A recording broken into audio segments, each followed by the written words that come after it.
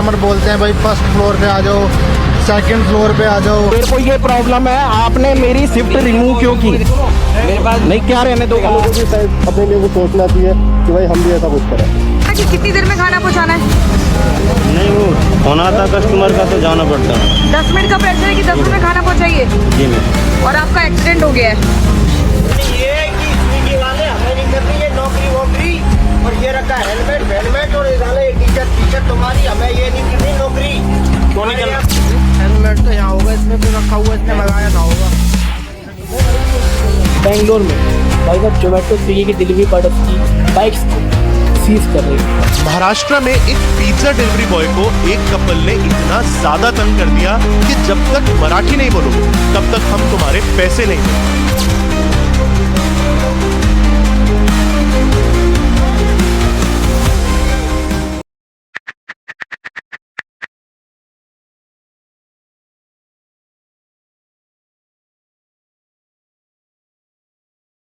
एक ही नहीं बल्कि हजारों वीडियो मिल जाएंगे आपको इंस्टाग्राम रील्स पे, जहां पर गिग वर्कर्स वीडियोस बनाते हैं, रील्स बनाते हैं और कहते हैं कि हम अपने जॉब से खुश नहीं है, सेटिस्फाई नहीं है, हर दिन रिग्रेट करते हैं। ये जॉब क्वाइट करना चाहते हैं, लेकिन क्या क्या रीजंस हो सकता है ये जॉब क्वाइट ना कर पाना? ऐसा क्या रीजंस हो सकता है अगर ये जॉब में बहुत सारा प्रेशर झेला जाता है और कस्टमर की गाली सुनना पड़ता है, डिसरिस्पेक्ट बियर करना पड़ता है, और सारी चीज जो सैलरी के टाइम पे लेट होता है इम्पैक्ट करता है, और फील्ड में वेदर कंडीशन में, कोई सी भी वेदर कंडीशन में जाना आना पड़ रहा है। ऐसा क्यों इस तरीके से प्रेशर झेला जाता है, और क्या क्या रीजंस हो सकता है कि अगर ये जॉब इतना भी प्रेशराइज हो तो जॉब ना छोड़ पाए? गिग वर्कर्स किसे कहते हैं ना? गिग वर्कर्स का मतलब है, वो मान लो कि राम और हरि होता है। राम क्या करता है ना, एक पर्टिकुलर दुकान पे रह के काम करता है तो उसको स्टाफ बोला जाएगा, और गिग वर्कर किसे बोला जाएगा? हरि क्या करता है ना, फ्लिपकार्ट में, जोमेटो में, स्विगी में, इस तरीके से रोड में यानी कि पार्सल डिलीवरी का काम करता है। तो वो फील्ड में यानी कि ऐसे बाहर काम करना पड़ता है उसे, तो उसको स्पेशली कोई बेनिफिट नहीं मिलता, ओनली उससे उसको सैलरी मिलता है, वो जितना काम किया उतना ही उसको मिलता है। यहाँ पर अर्निंग अनलिमिटेड होता है, और यहाँ पर जो रिस्क होता है वो भी अनलिमिटेड होता है। ऑफिस में भी बहुत ज्यादा क्रिटिसिज्म्स एम्प्लॉइज को झेलना पड़ता है। अगर देखो, अगर तुम एक पार्सल को डिलीवरी करने के लिए लेते हो और तुम्हें वो पार्सल जब तुम्हें DRS तुम्हारा लग जाता है, वो पार्सल की जिम्मेदारी तुम्हारी होगी, रिस्पॉन्सिबल तुम्हारी होगी। तुम्हारे फोन में और कंप्यूटर में ऑलरेडी रिकॉर्ड हो चुका है कि तुमने ये पार्सल लिया। एक बार अगर DRS लग गया और सबमिट हो गया तो वो पार्सल रिमूव नहीं हो सकता, अपडेट दिया जा सकता है, रिमूव नहीं हो सकता। और इतने में अगर तुम पार्सल को मान लो कि बारिश में भीग कर खुद भी पार्सल को भिगा दिया और पार्सल बारिश की वजह से डैमेज हो गया, तो उसका जो भी पैसा होगा तुम्हें देना होगा, ऑफिस जो भी पेनल्टी लगाएगी वो तुम्हें पे करना है भाई। और उसके बाद अगर ऑफिस में तुम लेट में आए और ऑफिस के यानी कि हब का जो रूल्स वगैरह है कुछ है वो तुमने अगर तोड़ दिया तो वो तुम्हारी जिम्मेदारी होगी। अगर भी कहती है अगर कस्टमर के साथ तुमने गलत टाइप का बिहेवियर किया या कस्टमर को फिजिकली हार्म किया या कस्टमर तुम्हारे खिलाफ इस तरह से एविडेंस रख लेगा कि जिस तरीके से तुम उन्हें फिजिकली हार्म कर रहे हो तो तुम्हें पुलिस कंप्लेन भी हो सकती है। और भी बहुत सारे फैक्टर्स है जो ऑफिस में क्रिटिसिज्म्स एम्प्लॉइज को सहना पड़ता है। एम्प्लॉइज पूरा यहाँ पर ऑनेस्टी वे में काम करना चाहिए, क्योंकि यहाँ पर जो ऑफिस इस मामले में ऑफिस जो काम कर रही है वो ठीक कर रही है, और लेकिन थोड़ा प्रेशर डालता है इसी पर भी। अगर ऑफिस ने ये सभी पेनल्टी वगैरह लगाया, अगर थोड़ा सा भी गलती हुआ यानी कि कोई भी प्रोडक्ट रिलेटेड गलती नहीं, अगर तुमने कोई रूल्स तोड़ दिया है या लेट में आए हो तो इतना ज्यादा फाइन लगाओगे तो वो दिन का अर्निंग चला जाएगा। ऑफिस स्टाफ अगर अपने पर्सनल काम में बिजी, किसी फोन पे किसी से बात कर रहे हैं तो उनके लिए वेट करना पड़ता है, और वो जो पेंडिंग का काम है, पिकअप का काम है, कैश डिपॉजिट का काम है, इन लोगों के लिए भी वेट करना पड़ता है। अगर उनका कोई पर्सनल काम है, अगर वो खाने के लिए गए, पीने के लिए गए तो उनके वहां के लिए भी वेट करना पड़ता है। फील्ड में क्या क्या एम्प्लॉइज को झेलना पड़ता है, जो डिलीवरी पार्टनर होते हैं उनको क्या क्या झेलना पड़ता है। मैं E-कार्ट, स्टार्टअप और इको एक्सप्रेस, ये जितने भी एम्प्लॉइज होते हैं वो किस किस क्रिटिसिज्म से में झेलते हैं और क्या क्या स्ट्रगल फेस करते हैं और क्या क्या वो झेल कर ये जॉब करते हैं। मैं खुद यहाँ पर जॉब करने के लिए गया था, मेरे साथ ये सब एक्सपीरियंस हुआ और मैं कंटेंट एक्चुअली बनाने के लिए गया था और मुझे ये कंटेंट मिला तो मैं आपको यही कंटेंट बता रहा हूँ। जब डिलीवरी बॉय डिलीवरी करने के लिए रेडी होते हैं ना, कस्टमर क्या होते हैं ना, कॉल ही नहीं उठाते उनका। उन्हें पता लग जाता है कि नहीं भाई ये डिलीवरी बॉय आया है, लेकिन फिर भी कॉल ही नहीं उठाते। लोगों को मैं ये कहना चाहता हूँ कि वो डिलीवरी बॉय बारिश में खड़ा होगा, धूप में खड़ा होगा और किस सिचुएशन में खड़ा होगा, लोड लेकर खड़ा होगा, तो एटलीस्ट कॉल तो उठा लिया करो, नहीं तो ऑर्डर क्यों करते हो। डिलीवरी बॉय वो भी इंसान है, तो अगर आप भी डिलीवरी बॉय होते तो इरिटेट तो आप भी होते ना, क्योंकि आप भी इंसान हो, आपका भी सिचुएशन कभी ऐसा भी आ सकता है, तुम डिलीवरी बॉय बन जाओ। तो हर चीज का एक यानी कि वैल्यू होती है। तो वो डिलीवरी बॉय है, उसका कोई वैल्यू नहीं, क्योंकि वो इंसान है ना भाई, इंसान है, उसका सबका वैल्यू होता है। तो कॉल तो उठा लिया करो भाई प्लीज। और कस्टमर्स का कभी कभी कस्टमर्स का ये होता है कि ओटीपी जब मांगने के लिए जाता है कस्टमर, यानी कि डिलीवरी तो हो जाता है, डिलीवरी एड्रेस पे तो पहुंच जाता है डिलीवरी बॉय, लेकिन कस्टमर्स वहां पर वेट करवा देते हैं। कभी कभी कस्टमर्स क्या करते हैं ना, पार्सल ले लेते हैं और पैसा देने में, कैश ऑन डिलीवरी में पैसा देने में लेट करते हैं। और कभी कभी ऐसा भी होता है तो ऑनलाइन करना है, उनका नेटवर्क वहां पे काम नहीं कर रहा है, तो डिलीवरी बॉय को बेचारा वेट करना पड़ेगा। BSNL वाला जो होते हैं ना, वो कस्टमर्स, उनका नेटवर्क काम नहीं करेगा तो उनका बेचारा वेट करना पड़ेगा। ऐसे बहुत सारे कस्टमर्स होते हैं जो डिलीवरी यानी कि ऑर्डर तो कर लेते हैं, लेकिन ऑर्डर जब डिलीवरी होता है तब वो होते हैं किसी अदर स्टेट में। तो जब उनके घर के पास पहुंच जाते हैं तो वो अदर स्टेट में होते हैं, यानी कि अदर स्टेट का मतलब है कि बहुत दूर होते हैं अपने घर से, और पार्सल डिलीवरी के लिए बोल देते और बस फोन काट देते हैं। तो ओटीपी कैसे हम रिसीव करें कि ऐसे कस्टमर्स होते हैं जो स्पेशली लेडीज की बात करूं तो वो कस्टमर्स क्या करते हैं, उसमें पता है कि एम्प्लॉय बारिश में खड़ा है, तो फिर भी यानी कि कैश यानी कि पार्सल ले जाते हैं और कैश ला के नहीं देते। बेचारे आदमी वाले ऐसे कस्टमर होते हैं जो ओवर स्मार्ट होते हैं। ओवर स्मार्ट का मतलब क्या है कि उनका ओपन बॉक्स डिलीवरी नहीं होता, फिर भी वो कहते हैं कि ओपन करके दिखाओ हमें। अरे भाई ओपन करके दिखाए तो अगर खराब आया क्या, अच्छा है आपने ओपन बॉक्स डिलीवरी क्यों एनेबल नहीं किया, तो उस टाइम पे भी वो सुनते नहीं है, ओपन बॉक्स डिलीवरी करके ही मानते। तो अगर कोई सामान खराब आया तो हमारा गला पकड़ देते हैं। तो हम ये उन्हें समझा नहीं पाते कि भाई ये कंपनी का यानी कि गलती है, कंपनी की गलती है, वो नहीं सोचते। वो ये सोचते कि हम कंपनी की तरफ से रिप्रेजेंटेटिव है। तो ये भी बहुत बड़ी प्रॉब्लम है। कहीं तो इस तरीके से रिस्क हो सकता है कि ऑफिस में तुम्हें यानी कि किसी और ऐसा सुनसान एरिया में यानी कि डिलीवरी करने के लिए रोड चेंज कर दिया ताकि तुम वहां पर डिलीवरी करने के लिए डरो, यानी कि वहां पर डिलीवरी करना टॉक्सिक हो जाता है। वहां पर घर वगैरह कुछ नहीं होते, थोड़ा रूरल एरिया होता है, वहां पर बारिश अगर हुआ है तो तुम्हारा गाड़ी का जो चक्का है वो बारिश के जो मूड में होता है ना, मूड में फंस सकता है। और गाड़ी अगर रात के टाइम पे तुम डिलीवरी करते हो तो सांप बिच्छू ये सभी तुम्हें काट भी सकता है। और बहुत सारे से आदमी होते हैं जो टॉक्सिक होते हैं, यानी कि जो ड्रिंकड कस्टमर होते हैं, उनसे डील करना भी उस टाइम पे मुश्किल हो जाता है। और तुम्हें तो पता ही होगा, जो अगर एक आदमी ड्रिंकर है यानी कि शराब पी रखी है, उनको अगर कस्टमर यानी कि वो कस्टमर है उनके साथ डील करना बहुत मुश्किल हो जाता है। कई कस्टमर ऐसे होते हैं, वो ड्रिंकर जो कस्टमर होते हैं वो पैसा ही नहीं देते, पार्सल ले लेते, कितना पैसा हुआ करके नहीं देते, उन्हें कोई उस टाइम पे समझा भी नहीं सकता। और कई कस्टमर होते जो टॉक्सिक होते हैं, पैसा मांगते हैं तो थोड़ा इरिटेट होकर देते। और सबसे बड़ी चीज चेंज, आपके पास 500,000 रुपए की चेंज होना चाहिए, जो एक डिलीवरी बॉय के प्रोस्पेक्टर से यानी कि पॉसिबल नहीं है। अगर एक कस्टमर का पार्सल का आइटम का प्राइस हुआ 552 रुपए, तो बाकी का वो जो 600 रुपए हमें देता है उन्हें और 48 रुपीज हमें वापस करना पड़ता है। तो 40 रुपीज तो हम वापस कर लेते, लेकिन 8 रुपए का हमारे पास चेंज नहीं होता। तो कस्टमर गुस्सा हो जाता है, कहते हैं कि तुम फिर से दुकान में जाओ, जाकर चेंज लेके आओ, ये सभी परेशान करते हैं। और मान लो कि अगर तुमने गलत पैसा दे दिया या नकली नोट दे दिया, कभी कभी कस्टमर्स क्या करते हैं, डिलीवरी बॉय को नकली नोट दे देते हैं और ऑफिस में पकड़ा जाता है और डिलीवरी बॉय को लॉस बेयर करना पड़ता है। अगर छोटी से छोटी भी गलती करते हो ना, कस्टमर आपको धमकी भी देंगे कि हम तुम्हारा कंप्लेन करेंगे। और सबसे बड़ी बात यह है कि तुम रोड में जब हम आपका DRS मारा जाएगा तो रोड पे आप क्या करोगे, सामान लाते वक्त आपको बहुत सारे कस्टमर, डिफरेंट कस्टमर अपने पार्सल के लिए इतना कॉल करेंगे कि आप डायरेक्ट इरिटेट ही हो जाओगे।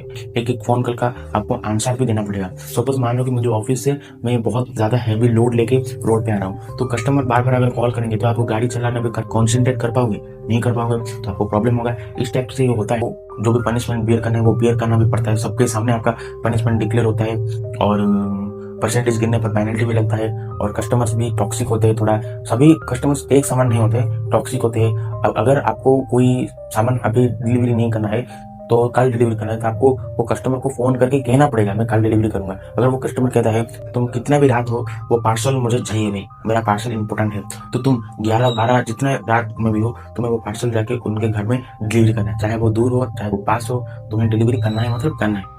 तो ये सारी वगैरह यानी कि क्रिटिसिज्म होता है और परेशानी होती है, जो फिजिकली बहुत ही मेहनत करना पड़ता है डिलीवरी बॉय को। कभी कभी तो डिलीवरी बॉयज का जो हेल्थ इश्यूज भी आ जाता है। अगर टाइम पर डिलीवरी नहीं करोगे कस्टमर कंप्लेन कर लेंगे, डिले हुआ तो कस्टमर कंप्लेन कर लेंगे, अगर कंप्लेन कर दिया तो सैलरी के ऊपर इम्पैक्ट आएगा। ये सभी क्रिटिसिज्म्स होते हैं और एक डिलीवरी बॉय को यहाँ पर इस सिचुएशन में सर्वाइव करना बहुत ही मुश्किल हो जाता है। तो मैं तो सर्वाइव नहीं कर पाया, इसकी रीजंस की वजह से मैं यहाँ पर तो ये सभी प्रॉब्लम्स होती है और प्रॉब्लम का सोल्यूशन ये भी हो सकता है, मैं जानता हूँ प्रॉब्लम का सोल्यूशन फिक्स नहीं होगा, लेकिन कुछ प्रोस्पेक्टिव से देखें तो अगर ये प्रॉब्लम सॉल्व हो सकता था तो ये अच्छा रहता। क्या कि कस्टमर्स जो होते हैं अपने डिलीवरी बॉय को टाइम पे, यानी कि अगर उनका फोन आए तो उन्हें स्कैम ना समझ के कॉल को रिसीव करना चाहिए। कई कई होते हैं ऐसे कस्टमर्स होते हैं, डिलीवरी बॉय एड्रेस नहीं जानते तो डिलीवरी बॉय का फ्यूल खत्म होता है, उसका एक्सपेंसेस होता है, वो इरिटेट भी नहीं होते, लेकिन कस्टमर घर बैठे एड्रेस जो बता रहे वो इरिटेटेड हो जाते हैं। लेकिन कई सारे ऐसे कस्टमर्स होते हैं जो अपने घर के नीचे, छत के नीचे धूप हवा ये सभी से वंचित होकर जो बैठे हैं वो एड्रेस बताने में इरिटेट हो जाते हैं। जो एम्प्लॉय होता है वो एड्रेस नहीं जान पा रहे क्योंकि आपका घर कहाँ कुछ कोने में होगा, धूप हवा छाव और बाइक में लेकर उसका फ्यूल खत्म हो रहा है, वो इरिटेटेड नहीं हो रहा है, लेकिन आप इरिटेटेड हो जाते हैं, कस्टमर्स इरिटेटेड हो जाते हैं। तो ये सबसे बड़ा प्रॉब्लम है।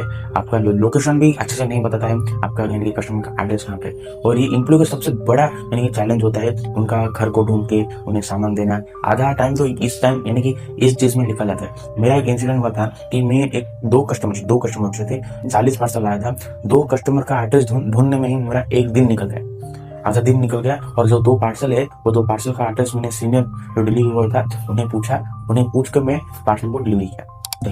यानी कि सही चिल्लर वाला नोट चाहिए तो ऑनलाइन नहीं क्यों करते, ऑनलाइन कर दो ना गूगल पे, फोन पे। अगर पैसा अवेलेबल नहीं है तो कैसे भी पैसा अरेंज करके ऑनलाइन करो, नहीं तो चेंज खुद जाके लाओ। डिलीवरी बॉय अपना फ्यूल फिर से खर्च करेगा, आपके लिए चेंज जाके लाएगा। तो अगर आप डिलीवरी बॉय होते हैं तो आपको कैसा फील होता? यहाँ पर 1000 पार्सल का टारगेट होगा, यहाँ पर डिलीवरी बॉय टेंशन में होगा कि कैसा डिलीवरी करना है। आप उसके ऊपर आप भी बोलोगे भाई मेरे लिए चेंज जाके लाओ, तो आपको कैसा लगेगा? वेट करना सबसे बड़ा भी चैलेंज है। तो सबसे खास बात यह है कि डिलीवरी बॉय जब भी यानी कि डिलीवरी करते हैं कि बिहेवियर के ऊपर अरे भाई अगर डिलीवरी बॉय टॉक्सिक टाइप का बिहेवियर करता है आप उनको यानी कि कंप्लेंट दे सकते हैं अगर डिलीवरी बॉय की तरफ से कोई गलती करता है। Most of the rare case में ये होता है, लेकिन जो भी डिलीवरी बॉय डिलीवरी करने के लिए आता है वो टॉक्सिक टाइप का बिहेवियर नहीं करता है और बेवजह क्या करते हैं ना कस्टमर्स क्या करते हैं कंप्लेंट कर लेते हैं। तो बेचारा डिलीवरी बॉय कुछ भी गलती नहीं होता है और वो फंस जाता है। तो ये भी प्रॉब्लम होती है। और कई सारे ऐसे होते हैं जो चाइल्ड वाले होते हैं, यानी कि देखो एक कस्टमर होते हैं, उनका डिलीवरी पार्सल आया तो वो क्या करते हैं ना घर में नहीं रहते हैं बिल्कुल, उनका जो चाइल्ड होता है छोटे बच्चे को यानी कि कहते हैं कि भाई जाकर डिलीवरी लेके आओ, यानी कि छोटे बच्चे टाइम लेते हैं तो उससे क्या होता है ना डिलीवरी बॉय का टाइम लॉस होता है। हाँ अगर नहीं है कोई, आप घर में नहीं हो तो आपको पड़ोसी को बोल सकते हो, कोई ऐसा लोग को बोल सकते हो जो लोग जानते हैं। अगर यानी कि डिलीवरी बॉय डिलीवरी करने के लिए कॉल करता है तो बच्चे उठा लेते हैं कॉल को और वो मस्ती करने लगते हो, मस्ती के चक्कर में डिलीवरी बॉय का टाइम कट जाता है। तो ये भी सारे प्रॉब्लम होता है। फील्ड में प्रॉब्लम होता है, ऑफिस में भी प्रॉब्लम होता है, और ऑफिस में भी डिलीवरी बॉय का एल लगा हुआ है, फील्ड में भी एल लगा हुआ है, और कोई भी थोड़ा गलती करता है तो उसका सैलरी में भी एल लग जाएगा। तो ये सारे प्रॉब्लम होता है। कोई भी पार्सल अगर कस्टमर का आया है वो ओपन बुक डिलीवरी एनुअली किया है और ओपन बुक डिलीवरी करके ना दे रहा है तो ओपन बुक डिलीवरी करके देना ही है भाई, क्योंकि आगे का स्टेप भी एनेबल नहीं होगा। ओपन बॉक्स डिलीवरी करने के बाद आपको वीडियो आपके फोन में सेपरेटली शूट करना है, नहीं तो कस्टमर के फोन पे शूट करना है। क्योंकि अगर आप ओपन बॉक्स डिलीवरी का जो वीडियो शूट नहीं करोगे, अगर कंपनी की तरफ से कोई भी डैमेज प्रोडक्ट, कोई लॉस यानी कि मिसिंग प्रोडक्ट है होगा तो वो आपके हाथ में लगेगा, यानी कि आपको जेब से देना पड़ेगा आपको। मैंने एक चप्पल यानी कि एक कस्टमर ने एक चप्पल मंगाया था, वो क्या था यानी कि वो 10 साइज का मंगाया था, उनका 8 साइज का आ गया। मैंने प्रॉपर वीडियो नहीं किया था तो इसीलिए मुझे बहुत सारा परेशानी झेलना पड़ा और उसी की वजह से ही मुझे पे करना पड़ा 1000 रुपए। वो 1000 रुपए का ही आसपास यानी कि मंसा मुझे 1000 रुपए पे करना पड़ा पेनल्टी। मैं उनके बदले मैं पेमेंट कर दिया। तो ये सभी प्रॉब्लम्स भी होती है, पेनल्टी भी लगेगा, सब कुछ भी होगा। और मैं एक आखिरी सजेशन दूंगा ना भाई, मैं तुम्हें कहता हूँ अगर तुम पढ़ाई लिखाई वाले स्टूडेंट हो तो पढ़ाई लिखाई लाइन पे जाओगे, कोचिंग वगैरह पढ़ो, मार्केट में जॉब नहीं तो और जॉब ढूंढो, प्राइवेट जॉब कर लो, जो कंप्यूटर ऑपरेटर होते हैं, नई स्किल सीखो, नहीं तो घर में यानी कि कुछ भी नहीं करो, बैठ जाओ। लेकिन ये जो डिलीवरी बॉय वाला जॉब है ये मत करो। अगर तुम ये करोगे तो तुम्हारा और टाइम वेस्ट होगा और पैसा वेस्ट होगा। तुम सोचते होगे कि भाई और पैसा आएगा, गाड़ी लोन में ले लूंगा। बहुत सारे से एम्प्लॉयज होते हैं फोन लोन में लेके, EMI में लेके डिलीवरी बॉय का काम करके वो पैसा दे देंगे सोचते हैं। लेकिन उन बॉय को ये भी बताना चाहता हूँ कि वो तो एक टाइप का फंस चुके हैं। अगर वो काम पे नहीं गए, पैसा नहीं आएगा, वो EMI भर नहीं पाएगा। अगर वो काम पे जाएंगे तो उनके साथ ये सभी प्रॉब्लम होगा। तो गलती से भी कोई भी EMI लेके यानी कि काम के ऊपर डिपेंड मत करना। यानी कि तुम सोचते होगे मैं डिलीवरी बॉय का काम करके सब कुछ रिकवरी कर लूंगा पैसा, तो नहीं कर पाओ।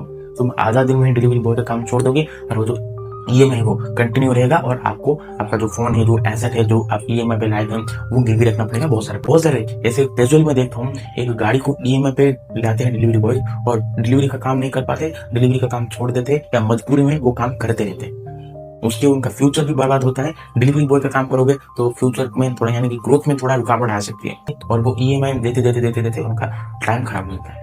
तो मैं ये कहना नहीं चाहता हूँ कि डिलीवरी बॉय का काम इतना बुरा है।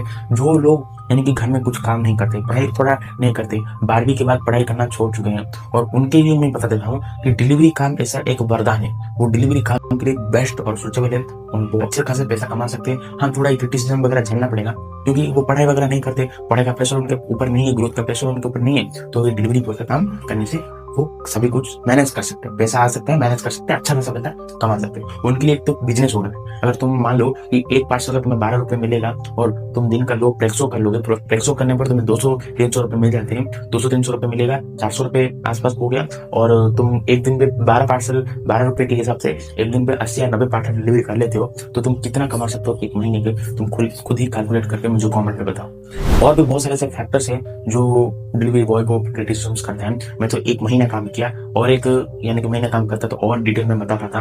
बेसिकली ये होते हैं, और जितना तुम पुराने होते जाओगे उतना ही तुम्हारा एक्सपर्टीज बढ़ते जाएगा, और एक्सपर्टीज बढ़ने के बाद तुम्हें कोई प्रॉब्लम नहीं होगा। अगर नए बंदे को ये सब प्रॉब्लम होगा, और मैं इतना ही बताना चाहता हूँ। और तुम खुद गूगल पे चेक कर सकते हो कि क्या सब कुछ वगैरह हो सकता है, या कितना ऐसा जोमेटो वाले, स्विगी वाले, ब्लिंकिट वाले होते हैं वो अपने काम को खुश नहीं रख सकते। बहुत सारे ऐसे आर्टिकल्स हैं, वेबसाइट्स हैं, वहाँ पे तुम चेक कर सकते हो कि कितना % लोग जो एम्प्लॉयज होते हैं काम करते हैं, और कितने % जो रिग्रेट फील करते हैं, कितने आज तक रिजेक्ट यानी कि रिजाइन कर चुके हैं। और फ्लिपकार्ट हो, ब्लिंकिट में हो, अभी तो फ्लिपकार्ट मिनट नाम का एक चीज है। फ्लिपकार्ट मिनट में क्या होता है, जोमेटो स्विगी जैसे ही होते हैं, वहाँ पे भी ग्रोसरी डिलीवरी होता है कि हमारे जो एम्प्लॉइज के ऊपर प्रेशर बनाने का। एक कस्टमर फोन करेंगे तो जाकर डिलीवरी करना मैंडेटरी है, उसमें उसका एक्सीडेंट भी हो जाए तो कंपनी उसको कुछ भी पे नहीं करेगा। रिस्क क्या है ना, अगर कोई टॉक्सिक जगह पर आपका यानी कि एरिया है तो वहां पर भी आपको डिलीवरी करना पड़ेगा, टॉक्सिक कस्टमर के साथ डिलीवरी करना पड़ेगा। और बहुत सारे ऐसे फैक्टर्स हैं जो तुम्हें वीडियो में बताया। तुम अगर और भी डिटेली सर्च करना चाहते हो तुम ChatGPT से भी सर्च करवा सकते हो, क्योंकि मेरा तो यानी कि प्रैक्टिकल एक्सपीरियंस है, मैं तुम्हें बताया। और तुम और भी जानना चाहते हो जो ऑफिशियली जो प्रॉब्लम होता है तो तुम ChatGPT से भी पूछ सकते हो, आर्टिकल्स भी पढ़ सकते हो, कितने आजकल कितने गीग वर्कर्स हैं और कितने निकल गए हैं, ई-कॉमर्स वाले गीग वर्कर्स क्या करते हैं। और सभी जो फ्लिपकार्ट हो, जोमेटो हो, स्विगी हो, और कुरियर कंपनी से जो कुरियर डिलीवरी करती है, सभी को ही गीग वर्कर्स कहा जाते हैं, जिनको कोई हेल्थ बेनिफिट नहीं मिलता, जिन्हें कोई कंपनसेशन नहीं मिलता। बस वो जितना काम करेंगे उतना ही उसको पैसा उसे मिलेगा, और जितना मेहनत करेंगे, ओवर टाइम करो, क्या करो, उतना ही उसे पैसा मिलेगा। और टारगेट बेसिस पे होता है, ये टारगेट आज कंप्लीट करना है, मतलब करना है, क्या करो, टारगेट को कंप्लीट करो। किसी का काम करो, कहां पर भी काम करो, किसी को टाइम देना हो तो इतना टारगेट दिया गया है, इतना टारगेट कंप्लीट करना है, तो उसे ही गीग वर्कर कहा जाते हैं, और वो जो फील्ड में काम करते हैं। तो अगर मैं बात करूं, अगर ई-कॉमर्स जो डिलीवरी बॉय है उनका एक डेली शेड्यूल क्या होता है। हमेशा कोई भी डिलीवरी बॉय हो ई-कॉमर्स का, चाहे वो SaidofX का हो, इको एक्सप्रेस का हो, ई-कार्ट का हो, ब्लू डेट का हो, सारे कुछ जो होते हैं कुरियर जॉब होते हैं उनका, उन्हें जो ई-कॉमर्स वाले होते हैं स्पेशली, वो सुबह 7 बजे जाते हैं। हमेशा हर फील्ड में यानी कि हर कंपनी में ऐसा होता है, सुबह 7 बजे उन्हें सुबह 7 बजे 10-20 मिनट अगर लेट हो तो चलेगा, लेकिन आधा घंटा 40 मिनट अगर लेट हो गए तो तुम्हें 100 या 200 रुपए पेनल्टी देना पड़ेगा। एज ए पनिशमेंट टाइप का 100 या 200 रुपए पेनल्टी देना पड़ेगा, और वो पेनल्टी के पैसों से तुम वहां का ब्रेकफास्ट करोगे। मॉर्निंग शिफ्ट का मतलब ये, मैं ई-कार्ट में काम करता था तो स्पेशली वहां का ये यानी कि एक रूल बनाया गया था कि बल्क में वहां पर सुबह 7 बजे हमेशा सुबह क्या होता था ना, नियरेस्ट मेरे जो ऑफिस में बल्क में सारा पार्सल आ जाता था, यानी कि एक ट्रक में, 2 ट्रक में या एक ट्रक में पार्सल आ जाता था। और हर एक बंदे को जो डिलीवरी जॉब करता है, हर एक बंदे को उसमें पार्टिसिपेट करने के लिए बोला जाता था। यानी कि एक ऑफिस में अगर 100 डिलीवरी बॉय होते हैं, उनका ग्रुप बनाया जाता है, और हर ग्रुप में 10 या 12 या 26 लोग होते हैं। और आज कहा जाता है कि आज जो मंडे है, मंडे के दिन ग्रुप ए को बोला जाता है मॉर्निंग शिफ्ट में काम करने के लिए। 50 डिलीवरी बॉय उनके हायरिंग में है, तो वो एक ग्रुप को बोला जाएगा आज मंडे है तो ग्रुप ए और ग्रुप बी क्या करेंगे, गाड़ी से सब ये सामान ऑफिस में लाएंगे। कल ट्यूसडे होगा, ट्यूसडे में ग्रुप सी और ग्रुप डी को बोला जाएगा लाने के लिए। ऐसे करके सारे लोगों को पार्टिसिपेट करने के लिए बोला जाता था। कि पार्सल को वो अनलोडिंग किया, इसीलिए कंपनी उन्हें उस दिन का ब्रेकफास्ट दे देता है, और उन्हें यानी कि कॉम्पनसेशन टाइप का कुछ मिल जाता है। तो ये बात खत्म हो गया। तो उसके बाद क्या होता है ना, सॉर्टिंग होता है। सॉर्टिंग का मतलब क्या होता है, मान लो कि मैं बगलपुर नाम का एक एरिया में जाता हूँ, तो उस एरिया के रिलेटेड जितने भी पार्सल आया है वो पार्सल को वो यानी कि बड़े पार्सल में से उठाकर यानी कि सभी पार्सल एक टाइप के मिक्स होके रहते हैं। वो मिक्स पार्सल में से मैं अपने एरिया का पार्सल निकाल के अपने पास लाऊंगा, सॉर्टिंग करूंगा, अरेंज करूंगा, कौन से एरिया में फर्स्ट कौन से एरिया में पार्सल देना है, ये एरिया में फर्स्ट पार्सल देना है, ये पोर्शन में फर्स्ट पार्सल देना है, सेकंड पोर्शन में पार्सल देना है, इस तरीके से अरेंज करके रखूंगा। और डीआरएस मानने के लिए स्कैनर मांगूंगा। देखो स्कैनर में भी कंपटीशन है। कंपटीशन का मतलब क्या, अगर 50 डिलीवरी बॉय है और उनमें से ओनली 4 या 5 स्कैनर है तो आपको स्कैनर मिलना मुश्किल है, क्योंकि वो 50 डिलीवरी बॉय अपने अपने स्कैनर से डीआरएस मारते होंगे। डीआरएस मारने से क्या होता है कि आपके फोन में कितना पार्सल आपने लिया है, यानी कि फिजिकली कितना पार्सल आपने बैग में लिया है, डिलीवरी करने के लिए लिया है, कितना एरिया में आपका पार्सल आया है, पूरा आपको पूरा डिटेल दिखाएगा। कंप्यूटर के जो ऑफिस में जो कंप्यूटर होता है ना, वो कंप्यूटर में भी रिकॉर्ड हो जाएगा, आपके फोन पे भी दिखेगा टारगेट कितना है और कितना पार्सल डिलीवरी करना है, क्या क्या पार्सल कंप्लीट हुआ और कहां से किस किस कस्टमर का पार्सल डिलीवरी हुआ है। यानी कि कस्टमर के मोबाइल पे यानी फोन पे भी अपडेट हो जाएगा कि आप जो उनका जो होता है ना ऑर्डर अपडेट, तो ऑर्डर अपडेट हो जाएगा कि आज तुम्हारा पार्सल डिलीवरी होने वाला है और आपका नीचे नंबर दिया जाएगा, वर्चुअल नंबर टाइप का कुछ दिया जाएगा। मीशो, स्नैपडील इस तरह के ई कॉमर्स कंपनीज में आपका पूरा नंबर दिया जाता है, लेकिन फ्लिपकार्ट, अमेजोन जैसे कंपनीज में वर्चुअल नंबर दिया जाता है। कस्टमर या डिलीवरी बॉय का नंबर डिस्क्लोज नहीं किया है।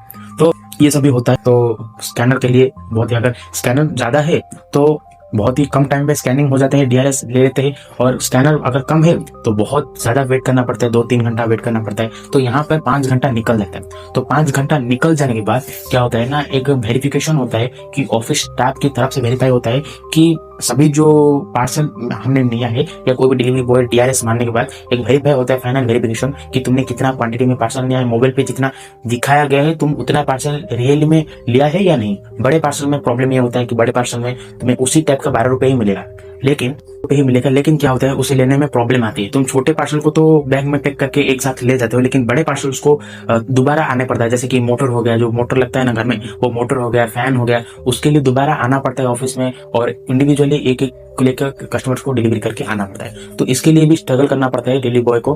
तो डीआरएस मारने के बाद या फिर आके वेरिफिकेशन होने के बाद तब भी तुम बैग पैक करके पार्सल लेके जा सकते हो। अदरवाइज अगर तुम ये एक्टिविटी नहीं करोगे तो तुम पार्सल नहीं ले जा सकते। एक फिक्स टारगेट दिया जाएगा कि तुम्हें दिन का कोई सा भी टाइम यूज करो, क्या करना है तुम करो, लेकिन अगर तुम्हें 30 पार्सल दिया गया है, 30 पार्सल का टारगेट कंप्लीट करना है, डिलीवरी करने का टारगेट कंप्लीट करना है, तो 30 पार्सल का टारगेट आज कंप्लीट करना है तो कंप्लीट करना है। तुम खाओ या पियो ना पियो, हमसे कोई मतलब नहीं, कंपनी ये बोलती। तो तुम्हें वो काम करना है तो करना है, यानी कि जितना पार्सल तो तुम डिलीवरी करोगे उतना ही तुम्हारा प्रॉफिट, उतना ही तुम्हारा अर्निंग होगा। तो यहाँ पर कंपनी का गलती भी नहीं है। एक बात है, जो आरटीओ, आरएफआर और रीशेड्यूल का मतलब ये होता है। देखो आरएफआर का मतलब होता है रीशेड्यूल। अगर मैं कस्टमर हूँ, मैं बोलता हूँ डिलीवरी बॉय को कि भाई मुझे कल डिलीवरी रिसीव करना है, तुम कल आओ, तो उसे आरएफआर करना बोलते हैं। तो वही आरएफआर कस्टमर के जहाँ पे रहता है उसके 500 मीटर के एरिया में जाके ही मैं आरएफआर अपडेट कर सकता हूँ। अगर बोलेगा कस्टमर बोलेगा मुझे कैंसिल कर देना है, तो एक कोड कस्टमर के पास भेजा जाएगा। वो कोड को, यानी कि वो कोड कस्टमर अगर हमें देगा तब भी मैं कैंसिल करवा सकता हूँ उसे आरटीओ कहते हैं। और उसके बाद होता है नो रिस्पॉन्स। अगर कस्टमर रिस्पॉन्स नहीं करेगा, 3 या 4 बार कॉल करना मैंडेटरी है, वो भी अच्छे से 3 या 4 बार कॉल करने के बाद भी कस्टमर अगर फोन नहीं उठाता है तो उसका नो रिस्पॉन्स दिया जाता है, अपडेट दिया जाता है। अगर नो रिस्पॉन्स अपडेट नहीं होता है तो कस्टमर के 500 एरिया के मीटर रह के ही नो रिस्पॉन्स दिया जाता है। अगर एक डिलीवरी बॉय है कि उसका पार्सल अगर गलती से छूट जाता है, डिलीवरी करना भूल जाता है और ऑफिस में आ चुका है, तो फिर से जाके वो पार्सल को ऑफिस में जाके, यानी कि कस्टमर फोन नहीं उठा रहे तो वहां पे जाके अपडेट देके आना है। तो पार्सल करो क्या ना करो, अपडेट देके आना है बस। तो ये होता है हमारा सिस्टम। अगर तुम ये सभी कहते हो तो फिर रात में तुम जब आते हो, रात में डिलीवरी करते वक्त तो अप्रोक्सीमेटली 9 या 10 बज चुके होंगे। तो 9 या 10 बजे तुम जब रात में ऑफिस में आते हो, पहले कैश डिपॉजिट करते हो। पिकअप का मतलब होता है कस्टमर ने जो रिटर्न किया है जो आइटम्स को, उन्हें पिक करके लाना, यानी कि उनसे पिक करके लाना। उसे एक सील में यानी कि कवर किया जा रहा है, उसे एक बारकोड दिया जा रहा है और टीएनटी करवाया जा रहा है, वेरिफिकेशन किया जा रहा है। एक पर्टिकुलर टाइप का एक इमेज होता है, वो इमेज से आपका जो रिटर्न का जो होता है, जो पिकअप तुमने लाया था आइटम को, उसे मैच किया जाता है। अगर मैच दोनों होता है तो वेरीफाई सक्सेसफुली होता है। अगर अदरवाइज मैच नहीं होता है तो इमेज को फेल कर दिया जाता है और जो कस्टमर के सैलरी से, यानी कि कस्टमर के पैसे से वो थोड़ा पैसा कट जाता है। डिलीवरी बॉय कोई झोलमाल किया है तो उसके सैलरी से कट जाता है। तो पहले कैश डिपॉजिट करता है, पेंडिंग क्लियर करता है और पिकअप का जो काम धाम होता है वो क्लियर कर लेता है और उसके बाद वो घर जाता है। तो ये काम तुम्हें अच्छा यानी कि इजी लग रहा होगा। नहीं, देखो कैश डिपॉजिट करते वक्त भी कंपटीशन है, क्योंकि 50 डिलीवरी बॉय है तो 50 डिलीवरी बॉय लाइन में लगे होंगे, एक।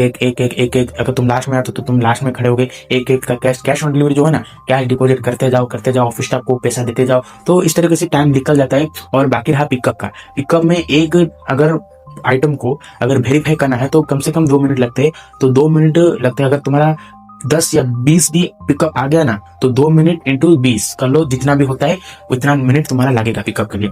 तो पिकअप का वेरीफाई करना भी यहाँ पर मुश्किल है, क्योंकि यहाँ पर भी टाइम कंज्यूम होता है। कस्टमर जो यानी कि जो डिलीवरी बाकी के जो डिलीवरी बॉय है वो लाइन में खड़े रहते हैं अपना पिकअप का जो है क्लियर करने के लिए। तो तुम्हें भी खड़े रहना है और पिकअप क्लियर करने में अप्रोक्स 1 घंटा चले जाता है। 1 घंटा या 2 घंटा भी कभी कभी निकल जाता है। कैश डिपॉजिट करते वक्त आधा घंटा निकल जाता है और पिकअप क्लियर करने में 1 घंटा या अप्रोक्स 1.5 घंटा पकड़ लो चले जाते हैं। बाकी रहा जो पेंडिंग वाला, जो पेंडिंग क्लियर करता है। पेंडिंग का मतलब क्या होता है, जो डिलीवरी करने के लिए आपको दिया होगा वो डिलीवरी आप नहीं कर पाए या नो रिस्पॉन्स या RFR या एक्टिव हो गया। RFR और नो रिस्पॉन्स वाले जो आइटम्स होते हैं उनको नेक्स्ट डे आपको ही दिया जाता है डिलीवरी करने के लिए, और एक्टिव वाले होते हैं वो रखा जाता है, वो डिलीवरी नहीं होगा। तो नो रिस्पॉन्स वाले जो होते हैं, RFR वाले होते हैं, जो सभी पेंडिंग क्लियर होता है, और जो भी तुमने डिलीवरी नहीं कर पाए या पेंडिंग क्लियर अपडेट करना होता है। तुम अगर कोई भी आइटम डिलीवरी नहीं कर पा रहे हो तो कस्टमर को फोन करके पूछना पड़ता है कि आज मैं डिलीवरी नहीं कर पाऊंगा, कल कर दूंगा, ये सब पूछना पड़ता है। अगर वो हाँ कहे तो हो सकता है, अगर अदरवाइज वो ना कहे आज के आज मुझे चाहिए, तो तुम्हें कितनी रात भी हो आज के आज तुम्हें जाकर डिलीवरी करना है भाई। तो तुम सभी वेरिफिकेशन करते हो डिलीवरी, यानी कि जो होता है जो पेंडिंग क्लियर करते हो, उसके बाद एक फाइनल वेरीफाई होता है कि तुमने सारे काम खत्म कर लिए, कैश डिपॉजिट कर लिया, पिकअप का पेंडिंग क्लियर कर लिया और पेंडिंग क्लियर कर लिया। तो ये सभी काम खत्म होने के बाद ही डिलीवरी बॉय अपने घर को वापस जाता है। तो इतना सारा तामझाम वो उसका डेली शेड्यूल होता है। यहाँ पर मैं एक चीज बताना चाहूंगा, बहुत टाइम कंज्यूमिंग है। ऑफिस में 7-8 घंटा ओवरऑली तुम्हारा अननेसेसरली खराब हो रहा है, और बाकी के टाइम पे तुम्हें डिलीवरी करने के लिए छोड़ दिया जाता है। मैंने खुद 1 महीना काम किया, उसके बाद मुझे पता चला कि भाई ये बहुत ही काम डिफिकल्ट है। अगर कोई पढ़ाई करता है तो ये काम उसे मैं बिल्कुल ही सजेस्ट नहीं करूंगा, क्योंकि ये काम बहुत ही स्ट्रगल वाला है।